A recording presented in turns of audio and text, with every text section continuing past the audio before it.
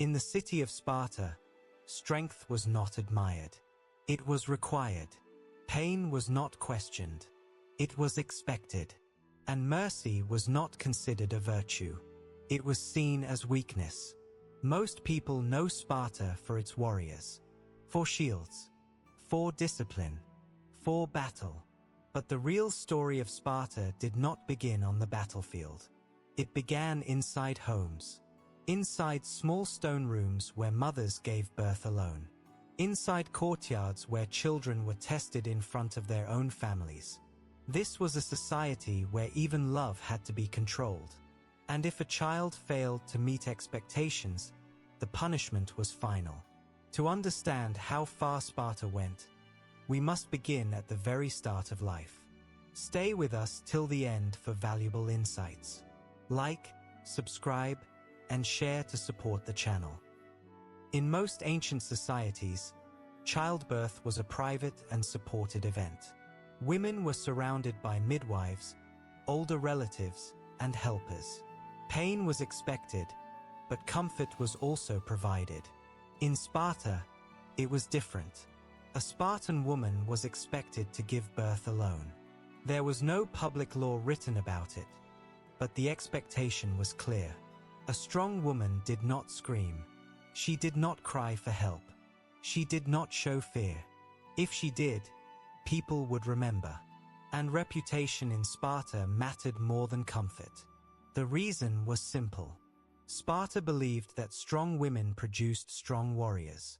If a mother showed weakness during childbirth, it raised doubts about her strength and about the child she produced. So when labor began, many Spartan women faced it without assistance. One such woman was Agiatus. Her husband was not with her. Like most Spartan men, he lived in military barracks even after marriage.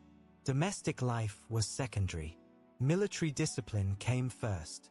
When the pain started, Agiatus remained inside her home.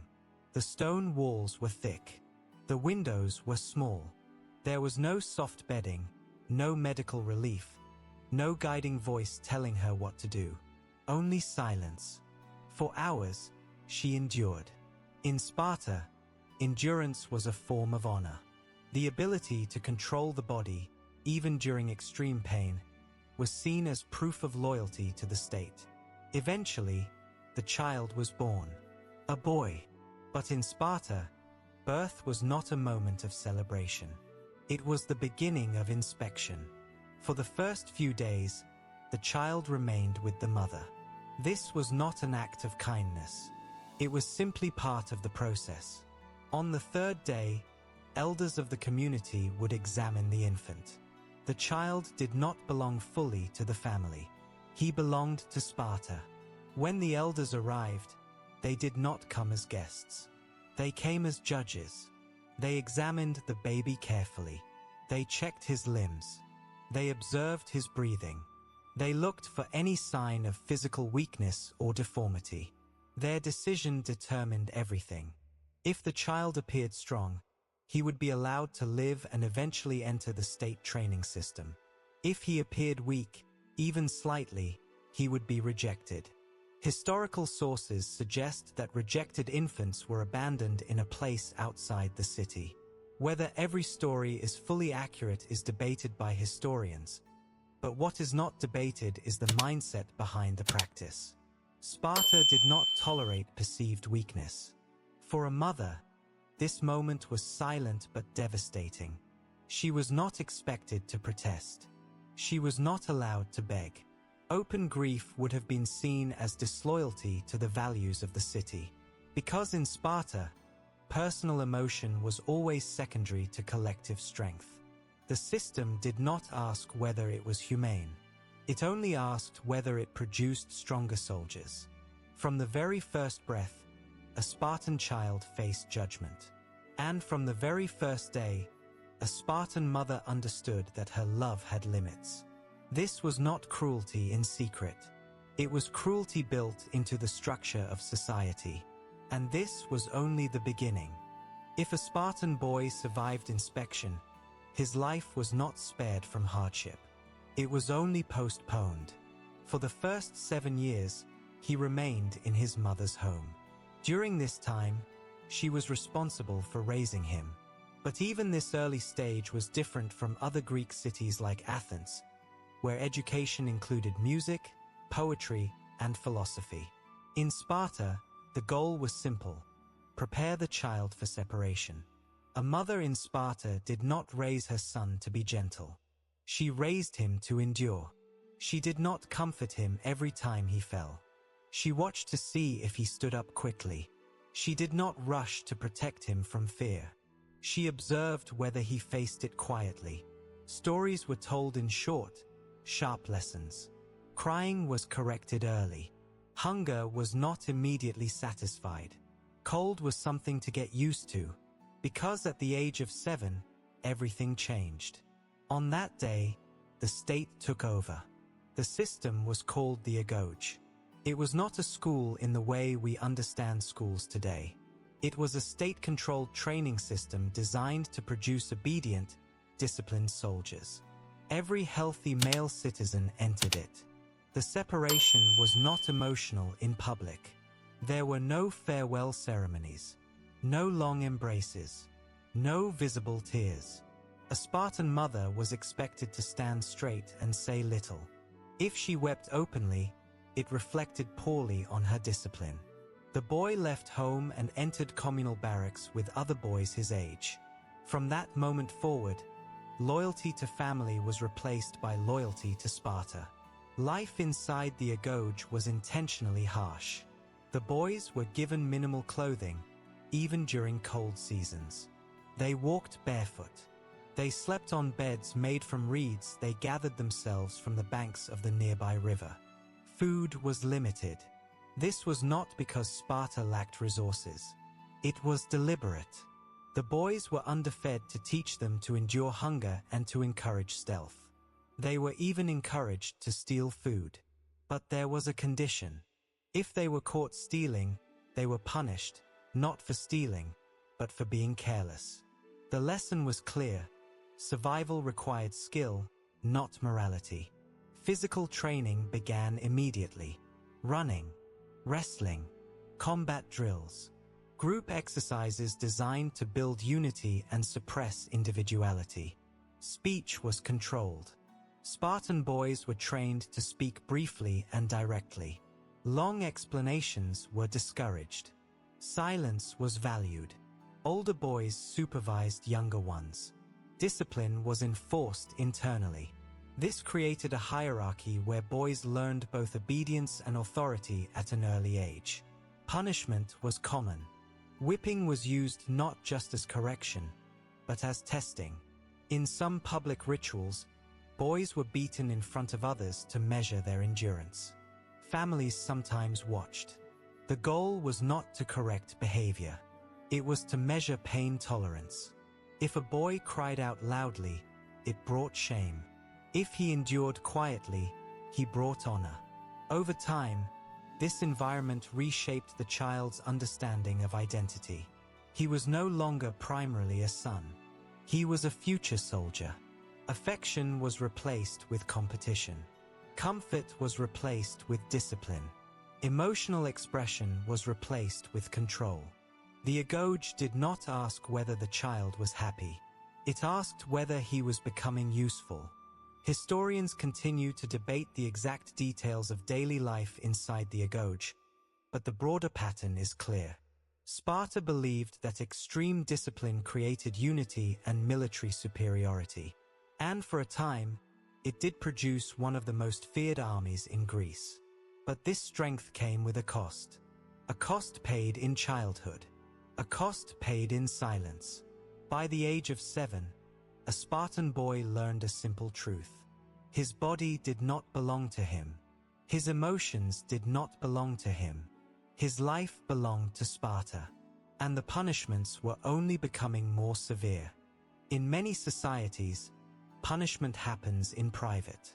In Sparta, punishment was often public. It was not hidden. It was not whispered about. It was displayed. The purpose was not only correction. It was demonstration. One of the most well-known practices involved ritual whipping. Boys in the agoge were sometimes taken to public spaces and beaten in front of others. Citizens gathered. Elders watched closely. Even family members could be present. The goal was simple: measure endurance. The boy was expected to stand still. He was expected to remain silent. He was expected to prove that pain did not control him. If he cried loudly or begged for it to stop, the humiliation did not fall only on him. It extended to his family. It suggested that his upbringing had been soft, that his mother had failed to prepare him. But if he endured quietly, even if his skin tore and blood fell to the ground, he brought pride. Some ancient sources describe extreme cases where boys died during these punishments. Historians debate how often this truly occurred. But what is not debated is that the risk was real. Pain was not an accident. It was a test. One ritual often mentioned by later writers took place at the sanctuary of Artemis Orthia. There, boys were reportedly whipped as part of religious ceremony. Spectators observed closely to see who would endure the longest. Over time, what may have begun as a religious tradition became something more. It became competition. Endurance turned into spectacle. The city did not see cruelty. It saw proof of strength. For the boys, however, something deeper was happening. When pain becomes public, it changes the mind. The fear of physical injury becomes secondary to the fear of shame. The worst outcome was not bleeding. It was failing in front of everyone. This system reshaped the definition of courage. Courage was not protecting someone weaker. It was not showing compassion.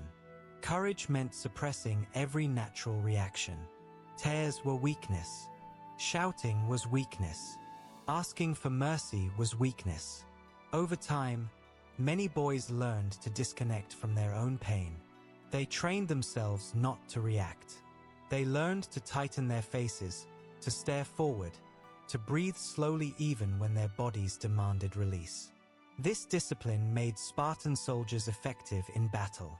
When facing enemies from cities like Athens or Thebes, they were known for holding formation under extreme pressure.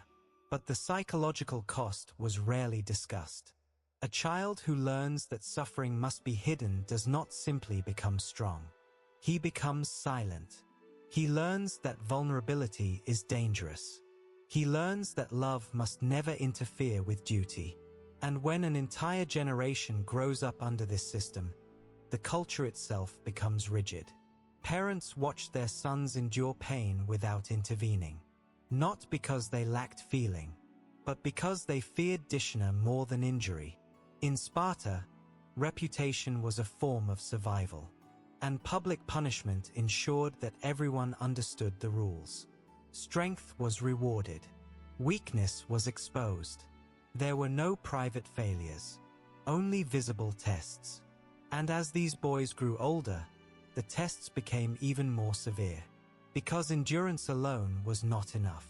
Sparta demanded something deeper: total obedience. By the time a Spartan boy reached adolescence, he had already endured years of hunger, cold, silence, and public punishment. But physical endurance was only part of the system. Sparta wanted something more powerful than strong bodies. It wanted controlled minds. In most societies, loyalty begins at home. A child's first bond is with his mother. His first protection comes from his father. Family is the center of identity. In Sparta, that bond was slowly weakened. From the age of 7, boys lived in groups under the authority of older youths and adult supervisors. These groups became their new families. They ate together, trained together, slept in the same barracks. Affection toward biological family was not openly encouraged. In fact, too much attachment could be seen as a distraction. A Spartan was expected to place the state above all else. One of the clearest examples of this mindset appeared in the relationship between mothers and sons. Spartan mothers were known for a phrase repeated throughout ancient sources: a son should return from battle with his shield or on it. The shield was large and heavy. It protected not only the individual soldier but also the man standing beside him in formation. Dropping the shield to run away endangered the entire line. To return without it meant retreat. To be carried back on it meant death with honor. There was no third acceptable outcome. This expectation was not poetry. It reflected the social reality. A man who showed cowardice in battle could face severe consequences. He might be publicly shamed. He could lose certain rights as a citizen. Others might avoid speaking to him. Dishonor in Sparta did not disappear quickly. The pressure was constant. Even before entering real battle, young men were tested in more secretive ways. Some historical accounts describe a practice known as the crypteia.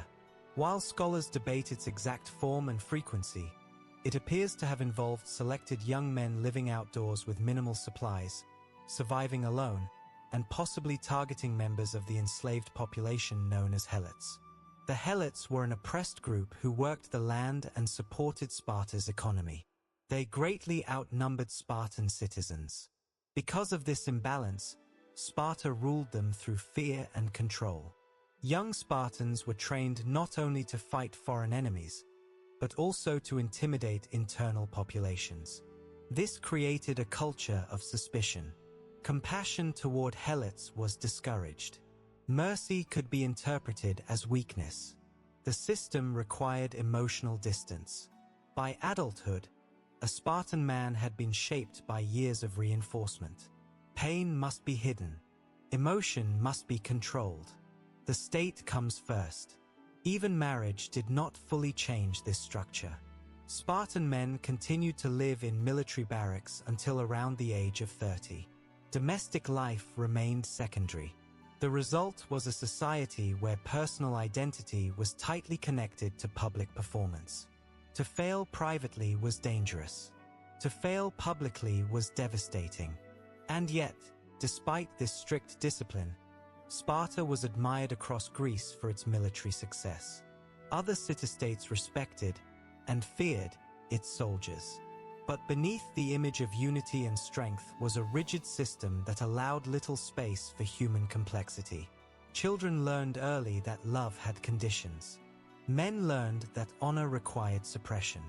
Women learned that pride meant silence. The entire structure depended on one belief: that extreme control produced stability. But history would eventually test that belief. Because when a society demands perfection from every citizen, cracks do not disappear. They deepen quietly. For many years, the system of Sparta appeared successful. Its soldiers were feared. Its discipline was admired. Its name carried weight across the Greek world. But strength built on constant pressure creates a hidden problem. It leaves no room for weakness and no room for change. Sparta depended on control. Not only control over its own citizens, but control over the large enslaved population known as Helots. The Helots worked the land, produced food, and allowed Spartan men to focus entirely on military training. But the Helots greatly outnumbered Spartan citizens. This imbalance created permanent anxiety. Sparta did not just train boys to fight foreign enemies. It trained them to intimidate the people living around them. Fear became a tool of stability. Yet fear works both ways. A society that rules through fear must constantly maintain it.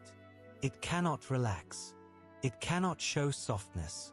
It cannot afford internal division. This created long-term consequences. Because when children are raised to suppress emotion, they do not learn how to process it. When pain is treated as normal, empathy becomes rare. When public shame is constant, trust becomes fragile. Sparta's rigid system produced disciplined soldiers, but it also limited creativity, flexibility, and adaptation. Other Greek city-states, such as Athens, invested in philosophy, art, drama, architecture, and political debate. These cities allowed argument. They allowed questioning. They allowed intellectual growth. Sparta did not prioritize those things. Its entire identity revolved around military excellence. For a time, this focus brought success. During the long conflict known as the Peloponnesian War, Sparta eventually defeated Athens and became the dominant power in Greece. But dominance is not the same as stability. After victory, Sparta struggled to adapt to a changing political landscape. Its population of full citizens began to decline. Strict rules about citizenship and land ownership reduced the number of eligible Spartan warriors. The same rigid system that once created unity began limiting growth. There were fewer boys entering the agoge, fewer men standing in the famous phalanx formation. Meanwhile, other powers were rising. Thebes, once overshadowed, reformed its military structure and challenged Spartan dominance. In 371 BCE, at the Battle of Leuctra, Spartan forces suffered a shocking defeat against Thebes. For the first time in generations, the image of Spartan invincibility was broken. The defeat did not come because Spartan soldiers lacked courage. It came because the world had changed, and Sparta's system struggled to change with it. A society built entirely on discipline and punishment can produce remarkable endurance. But it can also resist necessary evolution. The boys who had once stood silently during public whippings had grown into men who knew only one way to solve problems: through force and obedience. When that approach stopped working, there were few alternatives. In the end, Sparta's greatest strength became its limitation. Its refusal to soften made it strong in war. Its refusal to adapt made it vulnerable in peace. The punishments that shaped its citizens created unity, but they also created rigidity. And rigidity, over time, can break. When people look back at Sparta, they often see only one image: warriors standing in formation, shields locked together, faces calm in the face of death. It is a powerful image, but it is incomplete, because behind every silent soldier was a silent childhood. Behind every unbreakable formation was a system that broke emotion before it could fully form. Sparta believed that removing weakness would create perfection. From birth, children were inspected. At 7, they were separated from home. Through adolescence, they were tested in hunger, pain, and public punishment. As adults, they were expected to value honor above life. And throughout all of it, silence was required. Do not cry. Do not complain. Do not question. For a time, this system created one of the most disciplined military cultures in the ancient world. Even powerful empires like Persia respected Spartan warriors after clashes such as the Battle of Thermopylae. The reputation of Spartan courage became legendary, but legends often hide complexity.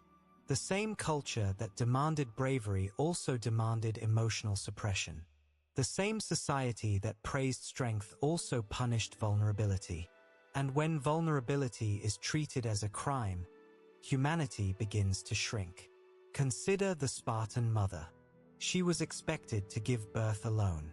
She was expected not to protest if her child was judged unfit. She was expected to encourage her son toward death rather than retreat. Her strength was celebrated, but her grief was controlled. Consider the Spartan boy. He learned early that affection was temporary. That hunger was training. That pain was performance. He was taught to endure, but rarely taught to feel. Sparta's punishments were not chaotic acts of cruelty. They were structured. They were systematic. They were justified as necessary for survival. That is what makes them powerful and troubling. Because when harsh treatment becomes tradition, it stops being questioned. When suffering becomes normal, it stops being seen. Over time, Sparta's rigid system could not protect it from decline. Its population decreased. Its military dominance faded. Other powers adapted and surpassed it. What remained was not an empire. It was a reputation built on discipline, on fear, on endurance. But history asks a deeper question. At what cost? A society can train its citizens to stand firm in battle. It can train them to resist pain. It can train them to obey without hesitation. But when it trains them to silence emotion completely, something else disappears as well. Sparta proved that extreme control can produce extraordinary resilience. It also proved that when punishment becomes identity, humanity pays the price. The stones of Sparta still exist in ruins today. The training grounds are quiet. The whips are gone. The barracks are empty. But the story remains, not just as a tale of warriors, but as a reminder.